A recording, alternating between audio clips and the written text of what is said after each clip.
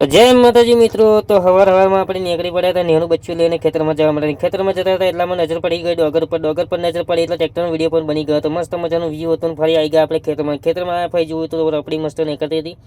તો આપણે વિડીયો બનાવવા હતું સ્પેશિયલ નેચા ઉતરી પડ્યા હતા. ફરી આપણે ખબર પડી ગઈ કે આપણે આ રીતે વિડીયો બનાવવા રહીશું તો બહુ મોડું થશે.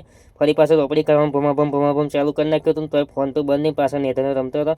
ફરી હું રોપડી કરીને થઈ ગયો હતો રવાના ઘેર જવા માટે. મસ્ત મજાના વાળ આપણા હવામાં હારા હતા. ફરી આપણે નીકળી ગયા પાછા એક્સપ્રેસ હાઈવે ઉપર. હાઈવે પર ચડા ફરી આપણે 80-90 ટ્રેક્ટર હતું. ફરી 80-90 હેરતા આપણે ફરી પાછું શૂટિંગ ચાલુ કરી નાખ્યું. 120ની સ્પીડે આપણું ટ્રેક્ટર જતું હતું ને ભમ ફરી પાછા ટ્રેક્ટર મૂકીને આપણે ખેતરમાં નેદવા એટલે ભૂખ લાગી એટલે ઘરે જાય. પણ ઘરે જાય ખાવાનો મેન ના પડે એટલામાં અમારા પાજી હાર્વેસ્ટર લઈને આવી ગયા હતા અને અમારો કાળુભાઈ. ફરી અમે ડોગર ખાલી કરાવી પણ ડોગર મારી બેટી થોડીક જ નીકળી એટલે પાછું આપણે તો ઘરે કારું મોઢું કરીને હેને ફરી પાછા આવી ગયા સવારમાં. સોરી, બપોરે આપણે ખાવા નહીં નેદવા.